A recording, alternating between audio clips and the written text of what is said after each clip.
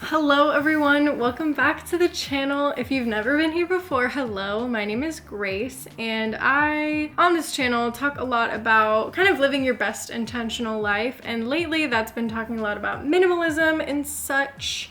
But this coming year in 2024, we are going to be doing a no-buy year on this channel. And today marks the first day of actually preparing ourselves for that no-buy year. So in this video, we are going to talk about the steps that it might take you to just prepare for this no-buy year, because you can technically just kind of like walk into it and just go, okay, I'm not gonna buy anything. But having lists and just a few small organizational systems in place will help you get the best out of your no-buy year, and that's what we're doing today in this video. I will also be noting some slight modifications for a low buy year. So if you're interested in doing a low buy year versus a no buy year, this whole situation that I'm doing on my channel is definitely going to be like a build your own adventure. So you can feel free to follow along for the whole year or just a month, do a full no buy, do just a low buy.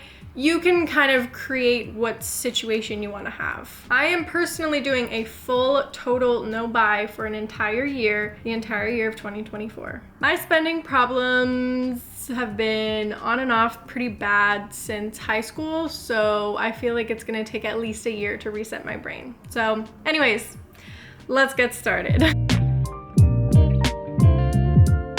So the optional first step is going to be making a list of everything that you own. And if that already sounds super overwhelming to you, don't worry, you don't have to do it. But if you really want to get the most out of this experience and kind of understanding where you're at right now, how many things you actually own at the moment, and then kind of keeping track of your spending habits during the year in terms of like buying necessary things, then I think it would be a good place to start. And you don't have to make it super overwhelming. Break it up. So if you have an afternoon free or a morning free or a day free, you can just time block off a little bit of time to get a certain part of a room done. Just go throughout the rooms in your house really slowly, casually. You still have time before 2024 if you're joining on the whole official challenge. That would be a great first step, but again, it's optional. So if that's already like, whoa, too much, then that's fine. You can skip this step.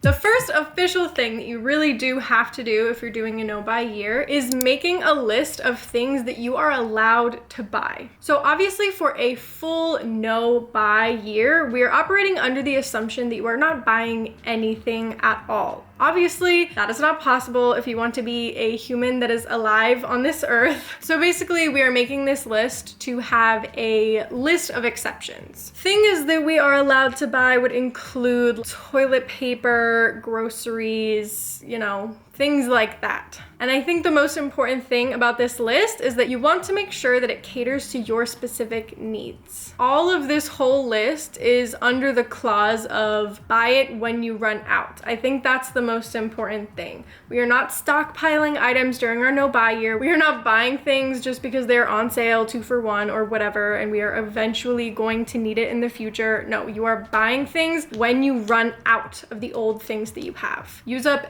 everything until you need to buy something new. So for example, the things that would go on my allowed to buy list would be toilet paper, paper towels, groceries and dog food, sunscreen, shampoo bar, and deodorant. Again, only buy them when you actually run out. Supplements and like any kind of medication, gifts for other people. But again, I would maybe put a small disclaimer on that and say just for their birthday and or any major holidays that you celebrate, because if you really have the urge to buy something and you see something that could be for someone else just for the fun of it, it's your body wanting to spend money and get that dopamine high, even if you're buying it for someone else. So really truly only allow yourself to buy gifts for people at very specific and notated occasions. And if you need to add that in as a little asterisk, then please feel free to do so. Another thing that is on my list is travel. So that only specifically includes expenses that are food, accommodations, and tickets. No souvenirs and no buying clothes for the trip unless I literally don't have an item that I 100% need for the trip, which I find very unlikely in my case. And if you are going to be doing a low buy year, this list might be a little bit longer for you. So you're allowed to buy certain things, or maybe you're allowed to buy one or two of a certain thing, or maybe you have like a monthly limit of things that you're allowed to buy. Just see what feels right to you. Definitely, we're thinking about limitations this year. And I know that it's not good to really necessarily use the word limitations, especially when we're thinking about, having a flowing and abundant lifestyle. But I guess intention would be the better word. Think about the intentions for what you're buying, and if reading books and owning physical books really brings you joy and like the library or a Kindle just really doesn't hit for you, then maybe only allow yourself to buy one book a year, and maybe try to do a read through your library challenge as much as you can throughout the year before buying another book.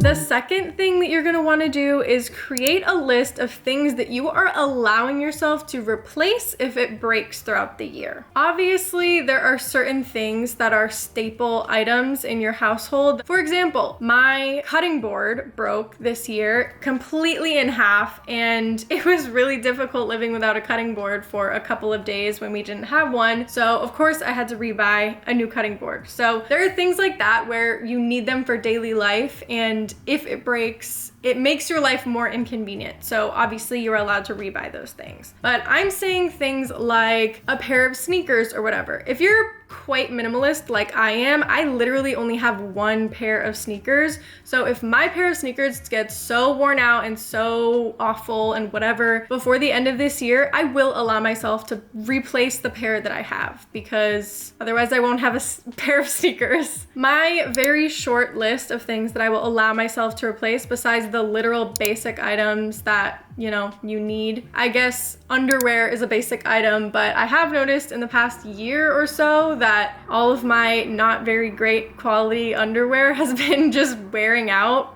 recently. And if I have to declutter very many more pairs, I'm definitely gonna have to buy more underwear. And that's one of those things where it's like, yeah, you can buy more underwear, because otherwise I will have to be doing laundry constantly, and that does not make my life better, let's just say. Another purchase that I'm allowing myself to make in this no buy year is going to be a Mac Studio. It is something that I've been, I guess, working towards saving up for a little while. I'm just trying to use the earnings that I've gotten from YouTube, and at the rate that I'm going right now, it's gonna be a little while. I don't know if I'll have enough money by the end of the year to buy a Mac Studio with just my YouTube earnings. Another thing that I'm allowing myself to buy is, or I guess spend money on, is one salon appointment. I want to try to simplify my life in the way that, like, I just got my nails done like a month or so ago, and then I got them done right before my birthday, and this set has just been like crumbling off of my fingers, and I'm like, okay, this is another reminder why I don't spend money on getting my nails done. And the last hair appointment that I did wasn't as amazing as I thought it was going to be, and it cost so much money. So in the vein of trying to simplify my life in terms of minimalism, I want to try and simplify my life in terms of upkeep and all that stuff. And I need to really just come to peace with my natural hair, color, and texture and everything. I'm working real hard to get these little wavy waves doing their little thing, but I'm not very good yet. So that's a whole other story. Anyways, I'm allowing myself one salon appointment because these highlights that got done are not 100% amazing, and if my hair grows out very much more, they're gonna look super chunky, and I would just get them kind of blended so that I can just continue to grow my hair out. And I've given myself multiple haircuts and the world hasn't stopped turning, so yeah. I also have one little baby rule That is, I will allow myself to purchase up to 2 sweaters in the next year, only on the condition that I am decluttering a sweater while I am purchasing a new one. I'm really trying to get my wardrobe to be the best quality and best, you know, feel possible. So I just bought a new sweater and it was one of the best purchases I ever made. I love it. I wore it in my last video. It's amazing. It's the perfect color. I feel like I shine when I wear it, and I want my whole wardrobe to feel like that, but it's just gonna take time to curate that. The third, I guess, kind of optional thing that you can do, and if you're doing the full no buy challenge, I would say you don't necessarily have to do this except for just morale and reminders, which I need. So I will be making this list.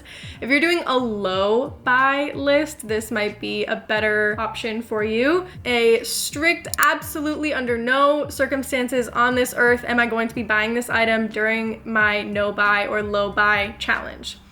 And for me, it would probably include nail polish, because there is literally no reason on this earth that I need another thing of nail polish. Like, I have so many. I have bought a few more since I've decluttered, I will say. I probably have like 20 nail polishes now, and I'm like, girl, stop, stop buying them. So absolutely under no circumstances am I allowed to buy nail polish. Books, I have a Kindle, I don't need books, okay? Socks, I have a problem. I have a sock problem. Another thing I'm not allowing myself to buy is more clothes. And that is just besides the underwear and 2 sweaters situation that I mentioned before. No more jewelry. I'm not gonna be purchasing any jewelry. If I am gifted jewelry, then that is fine, but I don't need to be buying more jewelry. Another thing, and I think this is gonna be one of the hardest ones for me because I just got 2 more tattoos and I feel the itch again so freaking strong. I'm not gonna allow myself during 2024, during my no buy year, to get any more tattoos or piercings. I've had quite a lot of piercings in my day, and I've taken a handful of them out, or at least just not really worn them or whatever for a while. But the tattoos thing, I'm like, ooh, I kind of want some more now.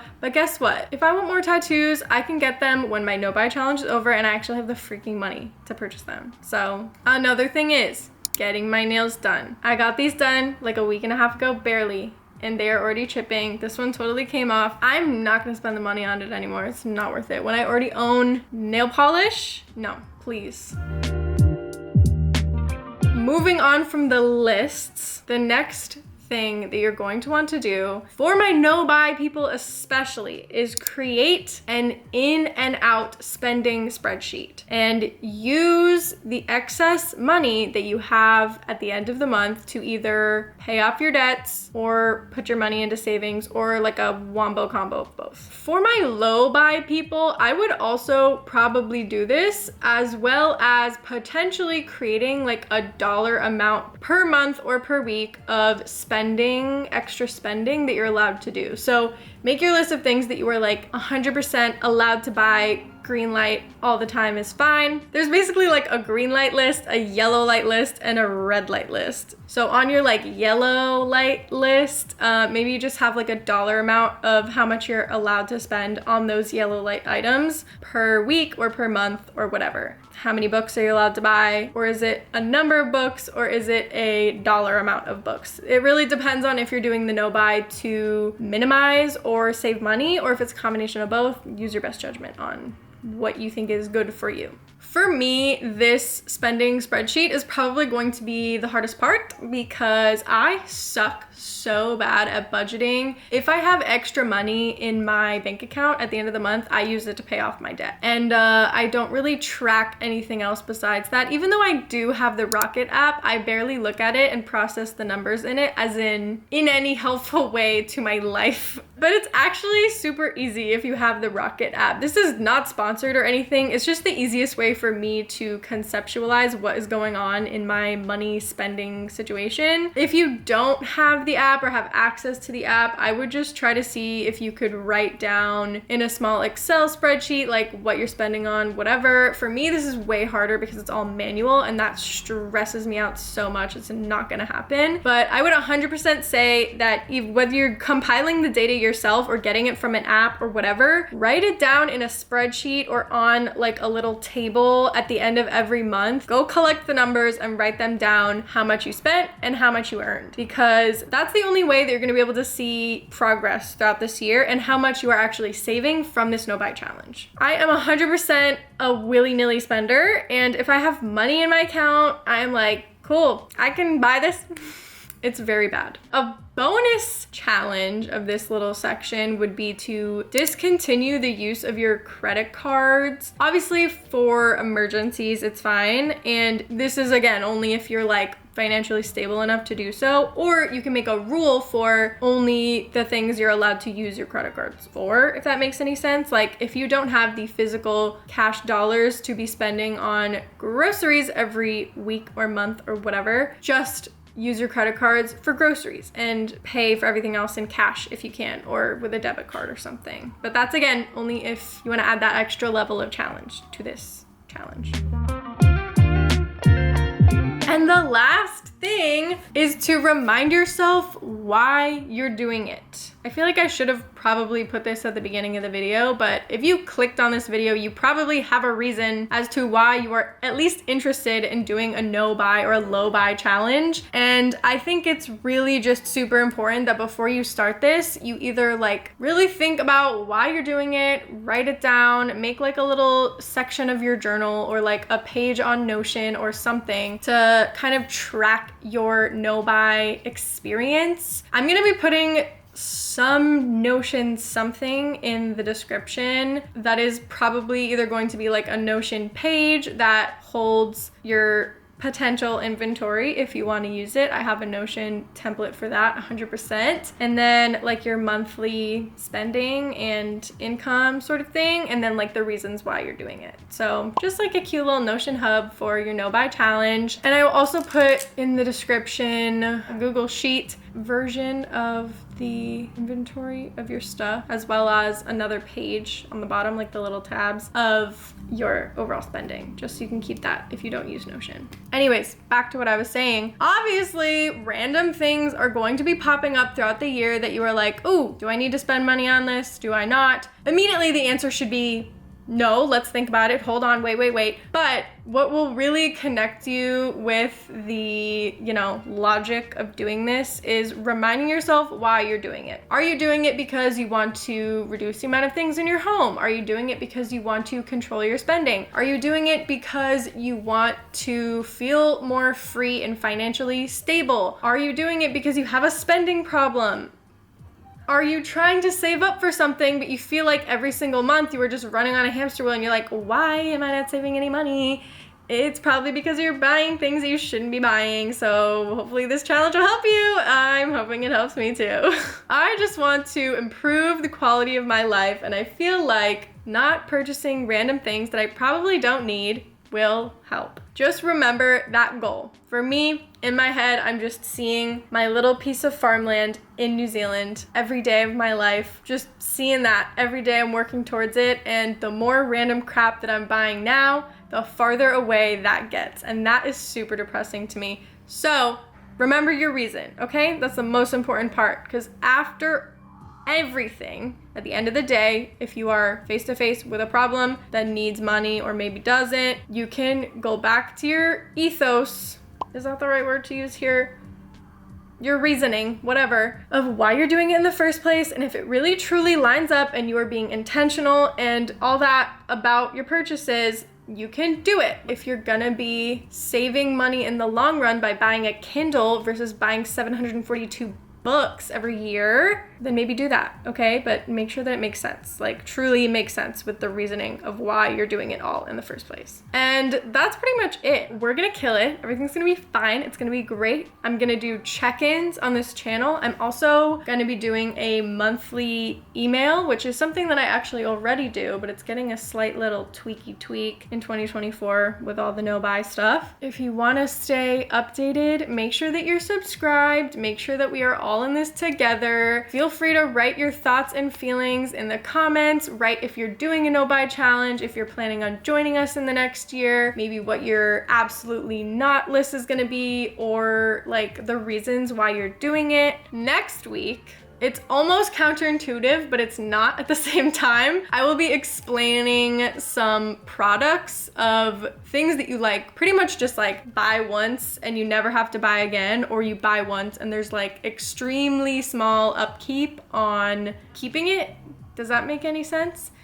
It's basically just like really eco-friendly and economical ways and minimalist ways, because you literally buy one thing and you don't have to buy like a million versions of it. That'll be next week's video. So hopefully that'll help if you're doing any like, I know this sounds dumb, but if you're doing any like purchases to prep for your no buy. I'm kind of thinking of it in that way because I know that I'm gonna need those things in place to kind of keep me from, you know, going insane. There are a few things that I've bought and that I have already that will reduce the amount of purchase that I will have to encounter in this year, because I know that the more I am like, oh, I need some new deodorant, I'm gonna go to Target. Don't you dare! Okay, we can stay strong, guys. If you're still here, thank you so much. I love you. Sorry that I'm like losing my mind. Hopefully this video was helpful. I don't even know. I feel like I just ranted at you guys for the past half an hour.